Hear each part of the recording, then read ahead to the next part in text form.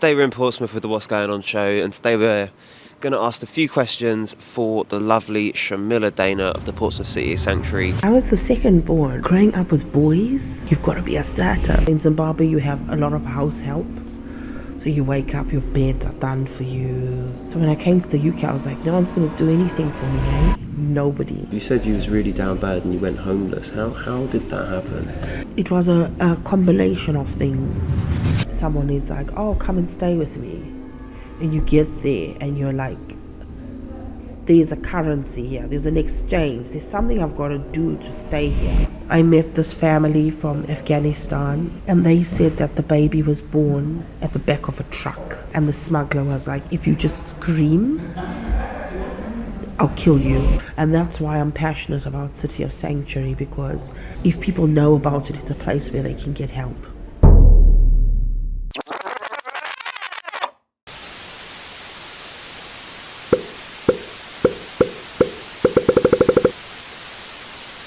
So yeah, Shamila. Hello, finally. Welcome. I know, we finally got round to it. But yeah, no, thank you for coming on. I think I just want to, I could give you a great introduction. I could say, you're this astound speaker, the co-founder, this inspirational woman, but I want to hear it from you. So yeah, take me back. Where did it all begin, and who is Shamila Dhana? Oh my goodness, no one has ever asked me that. I was talking at an event. I was a keynote speaker on Sunday, and I was talking about imposter syndrome and how we play down our achievements. So I feel like starting with all my awards is a bit pompous. So where did it all start? I think it started with my upbringing. I'm from a family where we've got very strong matriarchs. So my grandma's a strong person.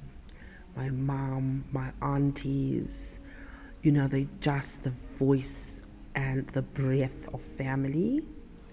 Like if they said something should happen, it's going to happen. And if they say it's not going to happen, it's not going to happen. They were like the sounding voice for everything. So I think growing up with those strong women really shaped who I was. In high school, I was a prefect. I just want to stop you there then. So where is home for you? Where did you grow up then?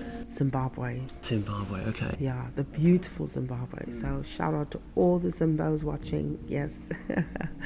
So yeah, Zimbabwe, Harare. Yeah, and I grew up in like an urban area. Yeah, quite affluent, I would say. Okay. Siblings, or was it just only child? I've got 2 brothers. So actually an older brother, and then myself, and then my sister, but she died when she was 21, and then a younger brother. So 2 girls and 2 boys. Okay. Yeah, and I was the second born, which is, second born, you've got to fight for, because firstborn is like apple of the eye. And then my sister was born after me, but she was quite timid. So I was more like, I want to be heard. I was like, I quickly learned to have a voice, because you're sort of in the middle. And then my younger brother was born premature, so he just get away with everything. He'd do stuff and people would be like, oh, it's okay, he's fine. So I was just always like, hey, what about me? So I think that shaped me a bit. Yeah. So that always sort of, would you say, pushed you to have a voice, pushed you to sort of speak above and be listened or be heard? I think it pushed me to have a voice amongst brothers or men. The voice was always there because I always saw the women in my life as just having this confidence, and they were decision makers, and they were just awesome women. So I always knew the voice was there, but it was amongst my brothers, because they would like tag team, and my mom had her kids like really close. So it was like my brother, and then literally 9 months later she had me, and then like a year later my sister, and then a year later my brother. So we grew up really close. We're still very close. I'm really close with my brothers. So, but growing up with boys, They tend to, you got to find your way, they steal your doll, and you're like, if you cry, you're never going to get that doll back. You've got to be assertive. And I remember my younger years being like, this is my mark. I have to make my mark in the world. So yeah, all right then. So that leads us back onto school then. So you said you became a prefect. I went to an all-girls school, and I became a prefect, and I was, when I look back, I was like, I used to do debates and public speaking, drama, flower arranging. Flower arranging, interesting. I know, things people don't know about me. Flower arranging, sport, so table tennis. I still play really good table tennis. Hockey. Yeah, so, and an all-girls school was good, but I don't remember us sort of championing this girl power. It wasn't there at that time. Okay. Yeah, it was still about, it was good. You'd have your friends, but I don't remember having this collectiveness of, we're all sisters and have this sisterhood. No. So when would you say that came around then? So obviously you've gone through school. Was school turmoil? Was you a bad kid? Was you a good kid? Good. Did my A levels. I was like perfect. Yeah. I mean, so when you came out of there then, when was that moment that it was all about collective, it was all about women empowerment, it was all about... Oh, that came much later when I was in Portsmouth, when I started working with women in the community. So I guess my question then, after school, what was the journey then? So you're in Zimbabwe, how did you find your way to the UK? How did that come about? So my brother and sister came first, and then I followed. I actually didn't want to come, because I was quite settled. I worked in a hotel. Actually, during school holidays, I worked in a pharmacy. And then after I finished school, I wanted to do a degree with the University of South Africa, like distance learning. And I was PA to the managing director of a hotel. And I really liked that. I liked it. It was very much organizing his diary, not seeing many people, just like basic office work. And my mum was like, you need to go, you need to explore the world. And I was a little bit in a cage, I suppose, because there's a lot of things. So in Zimbabwe, you have a lot of house help. So you wake up, your beds are done for you, You want scrambled eggs, they laid out for you. So when I came to the UK, I was like, no one's going to do anything for me, hey? Nobody. So my first job was working on cruise ships. Okay. Well, not cruise ships, but like the ships that went, the ferries, Okay, whereabouts? In Portsmouth. Oh, in Portsmouth, so you landed in Portsmouth. France. Yeah.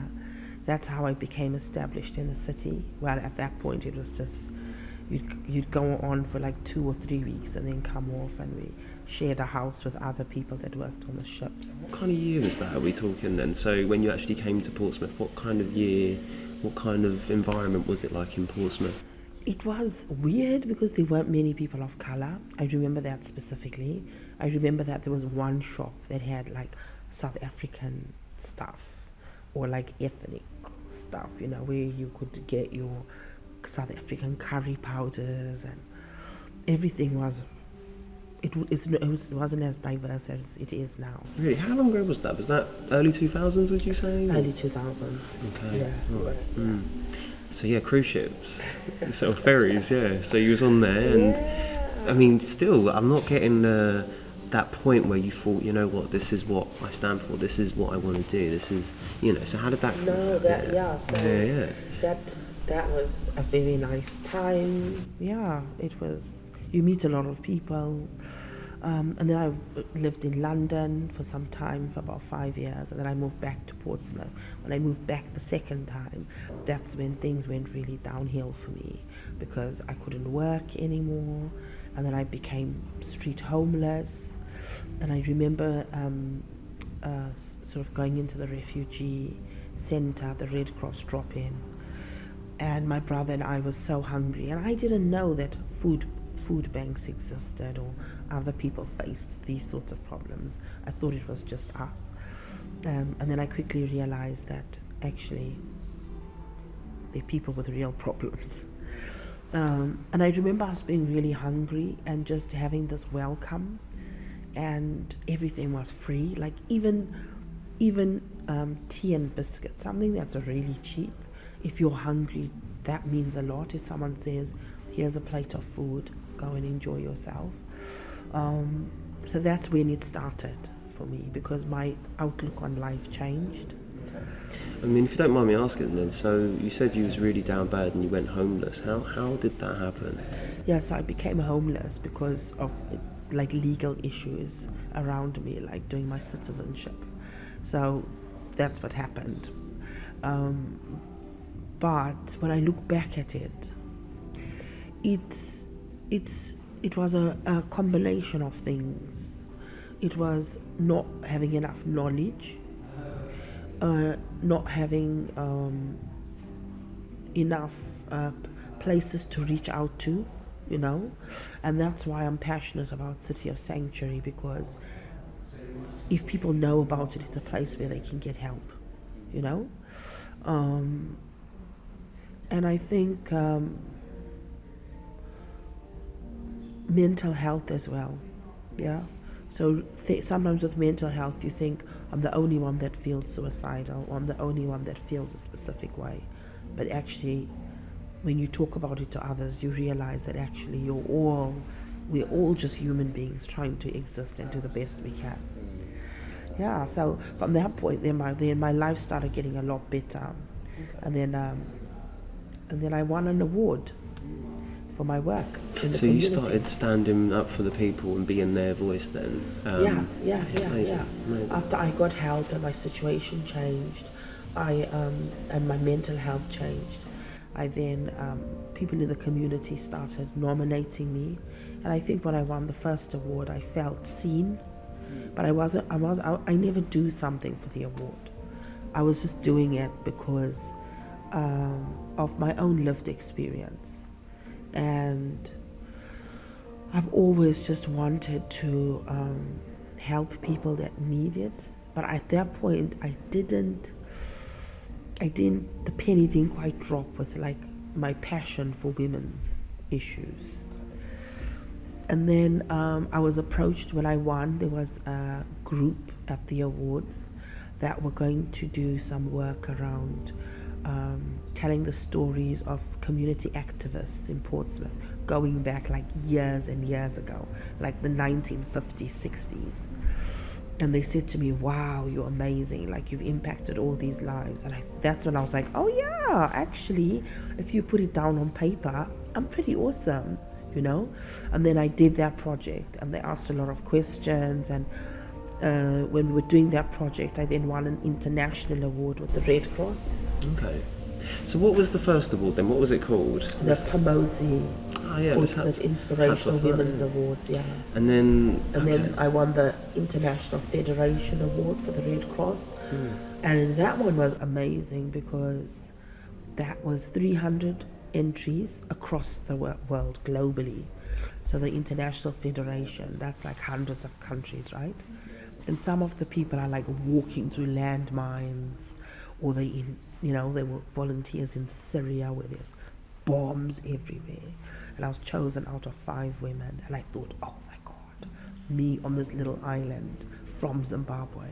And that's when I really thought, actually, I have a voice that can I'm gaining this respect and I'm gaining this momentum, so therefore I need to continue with it. Because I almost took it like a gift. Do you know what I mean? I mean, was you like helping people? Was you sort of helping them with their paperwork? So I started a women's group as well. So working with women that are facing gender violence and exploitation, and working with migrants that are vulnerable. Yeah. So that's amazing, really. Congratulations, I must say. Oh, thanks. So yeah, after the British Red Cross Award, so yeah, how did you get involved with Portsmouth City of Sanctuary? Or was that all the way back then, or when did that come about? That came about after lockdown, I would say, or during lockdown. So I had my baby. I've got a 3-year-old. Well, he's 4 in 2 weeks. So he was born like 2 weeks before lockdown. And it was an amazing time because it was a time where I could just chill and do nothing. And then some of my friends and ex-colleagues from the Red Cross said to me, we're really worried about migrants coming into the city and there's no support for them. So we were like, let's register as a charity. Actually, we decided to start the movement in 2019, but we only actually registered in 2021, December 2021. So one of the first things I wanted to do was start a women's group called Haven. It's the only women's group in the city working with women that are sexually exploited, including British women. And that's gone from strength to strength. We've supported hundreds of women at City of Sanctuary. And then we just started snowballing, like we just got so busy. The Home Office commissioned a hotel in South Sea, so we were in there from day one giving support. The board is quite diverse, so we've got like 3 trustees that are migrants or they've been through some form of, well, they're not British born, maybe they settled here, or one of them has been through the asylum process. So there's that lived experience. Okay. Yeah. So, I mean, would you say, you don't have to answer this, but with the topics that you're sort of representing, speaking on behalf, they're really deep. Yeah. And would you say you have lived experience of that? And Absolutely. would you mind sharing, like a particular example that would sort of show people that no matter what you go through, you can see through that and stand up? Yeah, I think when you're going through something, it's hard to make your way out of it. But lived experience for me, I'm thinking in terms of where you're homeless and you've got nowhere to go, and then someone is like, oh, come and stay with me. And you get there and you're like, there's a currency here, there's an exchange, there's something I've got to do to stay here. Now, I didn't live with a man, but it could have happened to me that somebody said, you need to sleep with me to get to be housed, right? But this particular person, she's not living in the city anymore. It was domestic servitude, so I'd have to clean the house. She wouldn't give me food. There was that element of exploitation, and you never know what somebody's going through. Even the listeners, you don't know what someone is going through. Someone could be living in their house thinking, I'm so petrified to go forward because someone has this hold on me. And you don't have to be a migrant. You could just be a normal resident of the city. And what does safety mean? And do you feel safe enough to walk into a place and say, look, I need help? So it's that lived experience that drives me. I know things could have been a lot worse for me. But you've been surrounded by those and supporting those. Yeah, no, that makes sense. Yeah. That's really fair. Yeah. So, Portsmouth City of Sanctuary then. Yeah. So, I mean, you've got so many titles, so many things. I had a look and I didn't want to do too much research. I wanted to tell me yourself. But, we've got like Engendering Change I saw as well. How did that come about? How did you... So Engendering Change is run by the lovely Jo Morgan. She's amazing. They do like talks. So Engendering, my passion is absolutely City of Sanctuary and the women's group that we run. But Engendering Change, what it does for me is it makes me reach other audiences. And I was told, I didn't believe it, you're such a good speaker. So Jo was like, Shamila, you could do anti-racism talks. You could go into school and talk about FGM. So Engendering Change is that sort of practice for me, because City of Sanctuary is not mine. I may be associated with the brand, but one day that will be passed on to somebody else. Or maybe we won't need it because we'll be all welcoming of migrants. Engendering Change is kind of like a little side thing where I'm sort of learning to be a very good public speaker and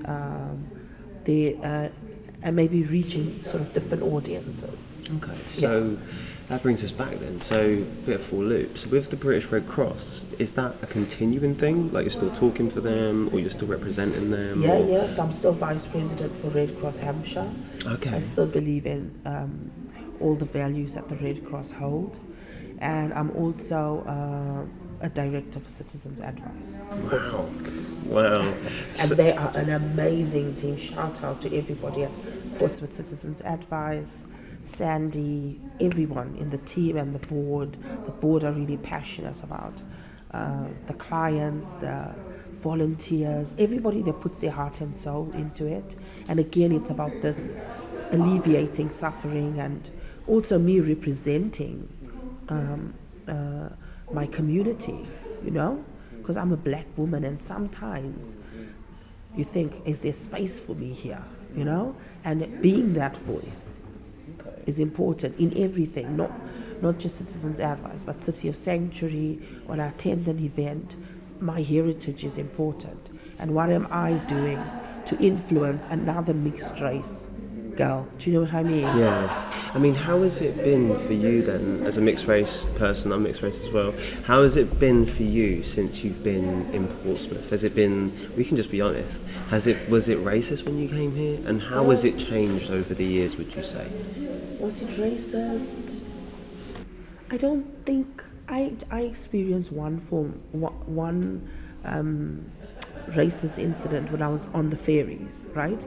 But I think I wasn't on land enough times, because I'll do like 3 weeks on, 2 weeks off the ship, right?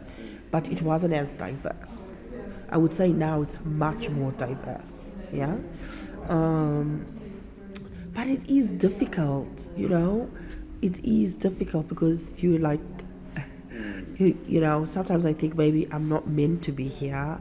This meeting is like high level. Should I be here? But I've learned to say, actually, no. I'm part of this space, and I've earned my place here. That's strong. So that imposter syndrome, you've sort of kicked it out the door. It still comes. I think imposter syndrome's always there, but you just got to get on with it. Interesting. I mean, yeah, no, I'm always fascinated with how the city of Portsmouth was, well, let's just say it, traditionally racist, in my opinion, towards sort of black minorities. And, you know, I didn't really see a big influx of minorities apart from the students. I don't really see many living here. So I mean, you was here early 2000, so coming from that to now, yeah, you must have seen that change. That's crazy. Yeah. There's a high number. I think the Bangladeshi community are the highest ethnic minority group in the city. And actually, there are a lot more shops that are more diverse. The leaders are coming together more. I think there's a lot more things we could celebrate in the city. Whereas before, I think it was in isolation, you know, where people just do things in different pockets. So, yeah, there's always more we can do. There are a lot more role models in terms of people of colour. If you think of Natty Jerks, I mean, come on, Uber Eats, Restaurant of the Year. Like, who does that? You know? And he's central. He loves promoting stuff around youth engagement. You know, he's always open to having his space used, and his story itself is amazing. It's family-run business. I'd love to get him on too, I really would. Yeah, you should interview him. So I think there are a lot more role models, and I think that's what the children need. That's what I want my son to have. You know, I want him to walk into a place and someone say, "I knew your mum," you know, and him look at other people and think, "I want to be like him." That's strong. That's so strong. Deep. And no one else is going to do it because they'll give you names and faces of other people. What about us? Right. What about us? So, yeah, that is powerful. I mean, who are your role models growing up then? Did you have any? My grandma was my role model. So your grandma and your mother? Yeah, really strong women. Wow. And then just other women. I suppose Rosa Parks is for me like way up there. You know, where they told her, get out of the bus. And she's like, I'm not getting out. This is my seat. Yeah. And she was like, I'm not getting out. Like, these are colored seats, and I'm here just because there aren't seats for you. And I always think to myself, yeah, Shamila, take a seat. Do you know what I mean? Take a seat. More power. I mean, that's amazing. So obviously we're Portsmouth City of Sanctuary now, doing all these speeches, doing all this work with the people. So what's next with Portsmouth City of Sanctuary? What's next for you? What's next for Portsmouth City of Sanctuary? I think we just want to keep going as we are and providing a good service. Like we see a high number of clients for casework. That's somebody coming to us saying, I need help with ABC. We see about 60 people a week. A week. Majority of our clients are family units. And if we counted each person, it would be like over 2,000. And that's not counting their wife and children, just the main person that's registered with us. So what we would like is just to continue making the city welcoming, partnering with people agencies, the local authority, schools, and just show people the power of kindness. And the fact that we're all just human beings, whether you've come here on a boat or whether you've lived here and, you were born at St. Mary's Hospital, we should all be in this city and make it a place that's safe for everyone. That's lovely. So whether that's through Refugee Week, through the arts, or through giving talks and removing some of the myths and, the media sensationalize a lot of things. But really continuing with the community, because they what they call like a hard to reach community or underserved community. So now we've got their trust, we continue on. I mean, how would you say it's changed then? So you're saying 60 a week. Yeah. Let's go back about 5 years ago then. Less. Really? About 20 a week, yeah. When would you say that spiked? Was it sort of COVID. like after COVID? Yeah. Yeah. I mean, with like the thing in, obviously the conflicts in Ukraine, you've got the situation in Rwanda right now. Is it spiked now or is it? I think it spiked because of the backlog. Maybe the cases will be done through lockdown, I don't know. It's a lot of factors, yeah? But I wouldn't say they're spiked because the numbers have gone up. I don't want anyone listening to this thinking, I told you, we're being invaded, there are millions coming in. The numbers have increased because the casework complexity has increased, yeah? So people have much more complex needs. So something could be like you're here, but your family are in another part of the country. You need to be joined together, but then it's difficult. You've got to go to certain home office situations, or maybe the name on your card, your ID card, is wrong. So there's more complex issues. Yeah. And if all the services are strained, whether it's NHS or food banks, so more people will come for help. Okay. And I mean, let's think about it then. So with refugees in general, you're saying families. Yeah. Could you give us an example, no names, but could you give us like an example of their struggle? So obviously you said like they might not have ID cards, but could you give us an extreme example to actually tell the people that this is the situation that we're dealing with on a day-to-day? I think every case is extreme because of the journeys people take. And I'm not saying everyone enters the UK via, boat, but it's the little people have when they get here. And so if somebody is in the hotel, they only get £8 per week per person, 8. And if they in like a normal house, they get just under £50 per week per person. There's so many cases that made me cry or made me think about life in a different way. I remember a good few years ago, I met this family from Afghanistan, and they came to see me because they received a letter from the Home Office, and they didn't have a birth certificate for the baby, and they came in actually via lorry, at the back of a lorry, and they said that the baby was born at the back of a truck before they got onto the lorry, and they didn't know which country the baby was born in, and the smuggler was like, if you just scream, I'll kill you. I was just imagining her giving birth to a child in a truck, and you don't know where you are, like it's all closed off. And that really stuck with me. And the baby was like, he had no place of birth, do you know what I mean?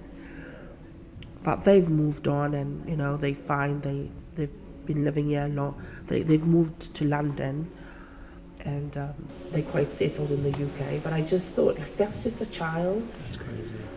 And I couldn't imagine giving birth at the back of a truck. No pain meds, no, if something went wrong, and you can't scream. So that case sticks out for me a lot. Yeah, and I suppose separation of family members. If you're separated, or a family member's killed along, in their home country, it's that loss, because as human beings you can empathize with somebody, you can put yourself in their shoes. There's so many stories, but in and amongst that there's resilience. Yeah, I've realized that human beings, we're so resilient. And you think somebody will go through such a horrible time, but they still smile. Somebody will have less than you, but they're still happy with what they have. Isn't that interesting? So it's not all doom and gloom. Like, I think everyone I've met is amazing. There's hope. That's good. That's positive. So in Portsmouth then, what provisions are in place for refugees? Like, you've got the Portsmouth City of Sanctuary. You mentioned the hotel. Is that the only one, or are there many places that they can be put, or is that, you can't disclose that? There's only one hotel, but the house is all across the city. Okay. Yeah. Okay, that's cool. And I guess for you then, obviously you've dealt with all of these people and you go through it. Do you seek help, or is it your lived experience that kind of propels you through and allows you to sort of deal with these emotions? And so in City of Sanctuary, we see ourselves very much as a family. There's always someone you can talk to. The board are very open. The trustees are always in the refugee hub. So we run a refugee hub every Monday morning, and we've got other agencies there to provide support for asylum seekers and refugees. But the board are there. They're not far removed from. You could talk to them. You can phone them, or we can phone each other. We're like a little family, so we lean on each other in terms of, if we're having a particularly difficult case, we're able to talk about it. Yeah, and I suppose that's what I do. Okay. Get help from my colleagues. That's nice. That's awesome. Yeah, so I was wondering that, because you must be. I'd be torn. I'd be broken at some of the stories. Yeah, but you look at the hopeful side as well. Because when you meet someone, and then you look at them 12 months later and they're in such a different place, it gives you hope as well. That there is always another day to live for. There is always something will change. Nothing's going to stay the same forever. Oh, that was wholesome. Thank you. And I guess we're about to go in the second half. But Okay. So what is next for you before we close up this half then? So where am I going to see you in the years to come? I hope still living in Portsmouth. Although sometimes I look at other cities and I'm like, I could go do that. I could go do that job. I don't know, hey. I think just being a mum, and whatever I do, just doing my best in an honest, authentic way. Whether that's still being with City of Sanctuary or a higher job, or I don't know, but even if it's just being able to wake up and be the best mother I can be, I'll be happy with that, because my son won't remember all these awards, and he'll remember me being the best I can be. And wherever he goes and people talks about mum, it's good things that are said about his mother, being that role model to him, and also making him embrace strong women. Yeah, so it's a hard question to answer, but we can see in the next 3 years, I may be, president of something. I'm joking. Look forward to seeing it. But all right then, cool. So that wraps. So yeah, thank you, Shamila. Thank you for having me. And yeah, let's go on to the next part. Eh? Yes. All right, let's do this.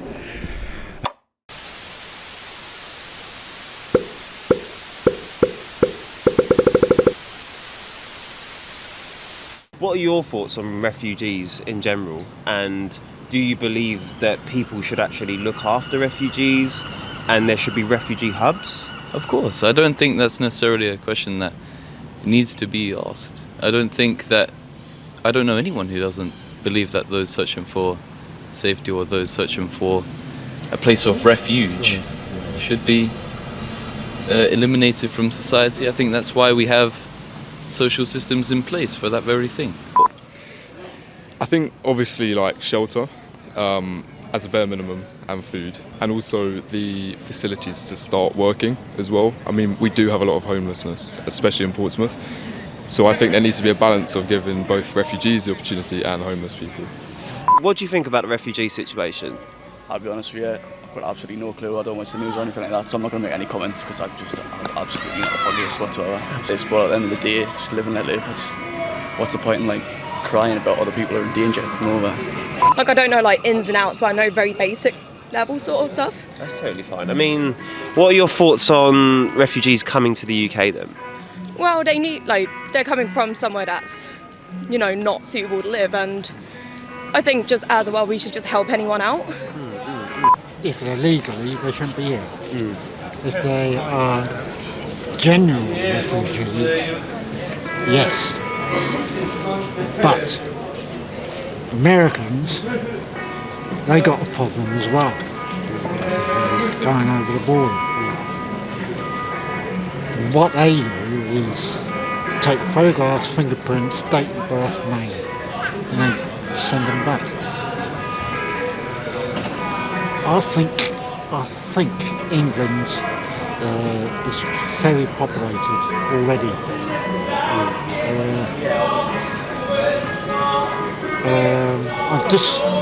I disagree what the government's doing. Oh yeah? How so? Transfer them to Africa. Because now it's stabilised, it's going to happen again. But if they're legal, send them back to France. Why back to France? That's why they went across the channel from.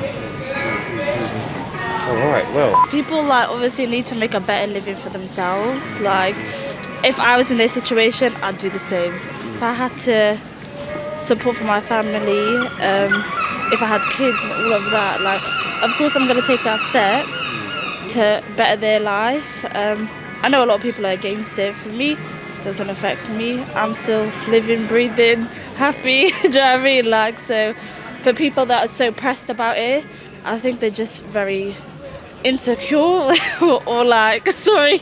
I just think they're just, I feel like people who are too pressed about a situation that doesn't bother them, they're insecure and they just feel that they need to talk about something that doesn't really affect them for no reason. I'm a bit mixed with it. Personally, I if they have good skills and they will help out the economy and help out the country, then I'm all for it. But I do see a lot of it where they just come and not do much really at all, and then that's where I'm against it. Personally. Do you think that they should be helped when they're here? Yes, I do. I think everyone deserves an opportunity to be helped. But if you do get the help and you don't use the help, then I think you're just wasting it, really. I think we should give people a chance and help people help us build a better country. We can all work together, we can all live together, and we can all help each other out. Well, I'm half Irish, so I'm half a refugee. Half a refugee, if you don't mind me saying. I think we're floating around on this ball of rock in space, right? I think we're all taking a pee, if you know what I mean. Getting away with it. There's so much we could say. If we start the conversation, we've got all these war films and killing and, you know, Hamas and all that. Now listen, you lot, bugger off home and leave us alone. Right, if I come to Galilee, you'll be in trouble, right? Because I'll take those rockets and bombs and I will stick them where you wouldn't even believe. He's addressing God damn you. Hamas. And do you think that having a refuge here in the UK is acceptable? Yeah, I think it's a community we should be welcoming of people from different demographics. Of wherever you are, we should be welcoming. Okay, so what I'd say, so what are your thoughts on that? And what do you? Positive. It was quite positive, and that's what I was happy to see. Yeah. But also quite shocked at, you know, did that sort of represent the entire city? Some people didn't want to get on camera, and we won't mention it because obviously we didn't film them. But how would you address those then? Because these are very positive. How would you address those that aren't? That are not positive. It depends what they are saying. There's a lot of misinformation out there. What I would say is, we're all human beings, you know. There's nobody that's lost something by having a refugee here. I'll give you an example. I've never met anyone that's come and said, Shamila, my child can't go to school because a refugee child has taken their place. Do you know what I mean? True. Sometimes we say things, but is it actually true? And I think going and investigating, there are places where you can check in terms of the numbers coming in, you know, you can check the government websites, but just think about people as human beings. Yeah? And I like what the other lady said, that, you know, if it was your family, what would you do? You know? What would you do? I mean, how would you address the gentleman then who was on Commercial Road and he was talking about you should just send them back if they're not legal, he was saying? Yeah, so I mean, under the United Nations Refugee Convention, everyone has the right to claim asylum. So there's no such thing as an illegal person, because you have a legal right. Maybe they haven't yet exercised that right. And also there's a myth that everybody's coming via France. So people could come via other routes and make themselves known to the Home Office. And I would say to that gentleman, it's just a lack of understanding. I can see where he's coming from, but, and it's not his fault. It's just a lack of understanding of the human rights law and the convention. Okay. I guess my final question, we could sort of wrap it up with, is I guess charities, I've heard this notion before, that charities are created to be abolished, if that makes sense. So they're created as a means to an end. So they're created to address a problem, and then once the problem's done, they should close. Yes. What are your thoughts on that with the City of Sanctuary? Well, I don't know if we'll ever have a world without refugees. And having said that, then refugees will ultimately end up in our city. And I think there is a lot of there's a future for City of Sanctuary. Yeah, so sadly there is. Okay, well, this is a bit of both. It's a bit of both, yeah. Yeah, but like all charities, you could say, why is there a cancer charity? I wish we could never have cancer or poor mental health. Do you know what I mean? But I think the future is also exciting because we're ambitious. We want to have more spaces of sanctuary, a school of sanctuary.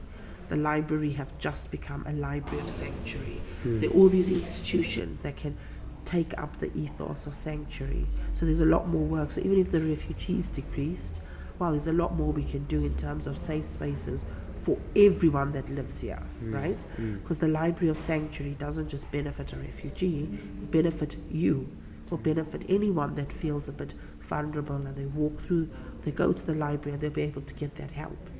The same with the school. How do we teach our children to be welcoming and kind and inclusive? And our cafes and our hospitals, and it's all building on this movement of kindness. Okay, all right, well that's wholesome. And I guess that's something we can sort of end on. So yeah, thank you, Shamila, and I hope you've enjoyed it. I hope it's been taken somewhere. I hope it's been nice. Yeah. And I look forward to obviously seeing it, and then obviously looking and seeing what you get up to next with the Sanctuary and everything that you do. Thank you. So thank you, Shamila. Thank you.